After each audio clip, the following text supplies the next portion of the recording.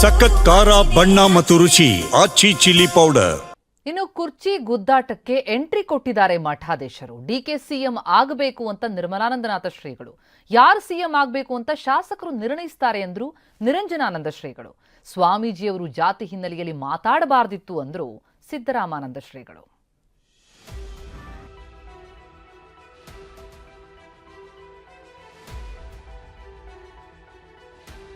ಕಾಂಗ್ರೆಸ್ನಲ್ಲಿ ಕುರ್ಚಿ ಗುದ್ದಾಟ ದಿನಕ್ಕೊಂದು ತಿರುವು, ಕ್ಷಣಕ್ಕೊಂದು ದಿಕ್ಕು ಬದಲಿಸುತ್ತಿದೆ. ಕುರ್ಚಿ ಗುದ್ದಾಟ ತಾರಕಕ್ಕೇರ್ತಿದ್ದು ಸಿಎಂ ಮತ್ತು ಡಿಸಿಎಂ ಬಣಗಳ ತಂತ್ರ ಪ್ರತಿತಂತ್ರ ಜೋರಾಗಿದೆ. ಇದರ ಮಧ್ಯೆ ಕುರ್ಚಿ ಗುದ್ದಾಟಕ್ಕೆ ಮಠಾಧೀಶರು ಎಂಟ್ರಿ ಕೊಟ್ಟಿದ್ದಾರೆ.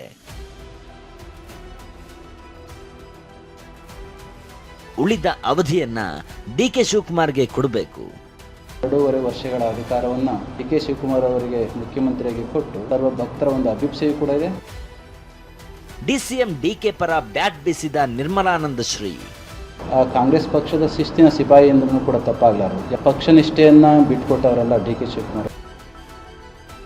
ಬಣ ಬಡಿದಾಟ ಮತ್ತು ಕುರ್ಚಿ ಕಾಳಗದ ಮಧ್ಯೆ ಸ್ವಾಮೀಜಿಗಳು ಸಹ ಅಖಾಡಕ್ಕೆ ಇಳಿದಿದ್ದಾರೆ.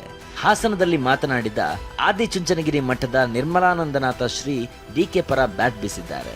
ಡಿಕೆಗೆ ಉಳಿದ ಅವಧಿಯನ್ನ ಬಿಟ್ಟುಕೊಡಬೇಕು. ಶಿಸ್ತಿನ ಸಿಪಾಯಿಯಾಗಿ ದುಡಿದ ಡಿಕೆಗೆ ಅವಕಾಶ ಸಿಗಬೇಕು.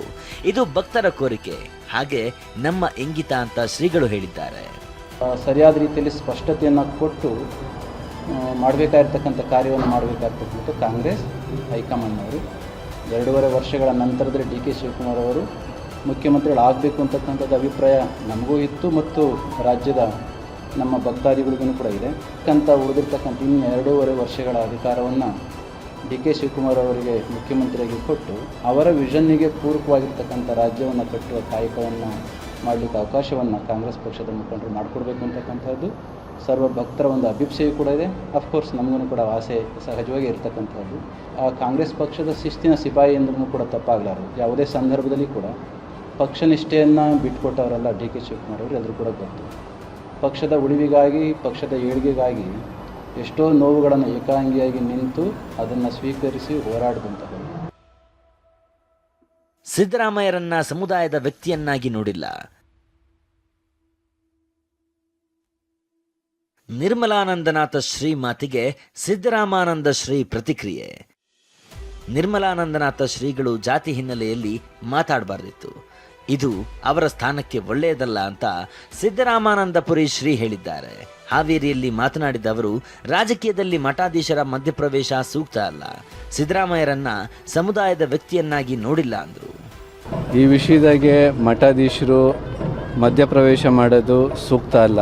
ಪಕ್ಷದ ವಿಚಾರಗಳನ್ನು ಸ್ವಾಮಿಗಳು ಮಧ್ಯಪ್ರವೇಶ ಮಾಡಿ ಗೊಂದಲ ಸೃಷ್ಟಿ ಮಾಡೋದು ಯಾವುದೇ ಮಠಾಧೀಶರಿಗೂ ಸೂಕ್ತ ಅಲ್ಲ ಅಂತ ಈ ಸಂದರ್ಭದಲ್ಲಿ ಹೇಳೋದಕ್ಕೆ ಬಯಸಿ. ಸಿದ್ದರಾಮಯ್ಯನವ್ರನ್ನ ನಾವು ಯಾವತ್ತೂ ಸಹಿತ ಕುರುಬ ಸಮುದಾಯದ ವ್ಯಕ್ತಿಯನ್ನಾಗಿ ನೋಡಿಲ್ಲ. ಅವರು ಇಡೀ ರಾಜ್ಯದ ಪ್ರತಿನಿಧಿಯಾಗಿ ಸಮರ್ಥವಾಗಿ ಆಡಳಿತವನ್ನು ಮಾಡಿದ್ದಾರೆ.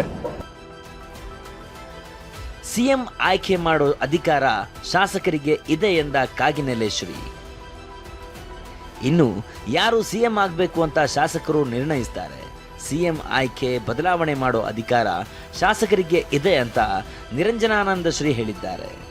ಸಂವಿಧಾನದಲ್ಲಿ ಮಠಾಧೀಶರು ಹೇಳಿದ ತಕ್ಷಣ ಮುಖ್ಯಮಂತ್ರಿ ಆಗ ಅವಕಾಶ ಇದ್ದರೆ ಇದೆಯಾ?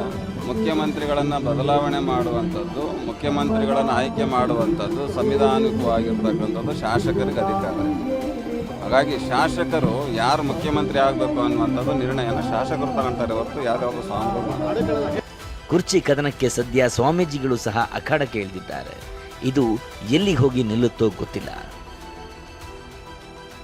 ಹಾಸನದಿಂದ ಮಂಜುನಾಥ್ ಜೊತೆ ಅಣ್ಣಪ್ಪ ಬಾರ್ಕಿ, TV9 ಹಾವೇರಿ.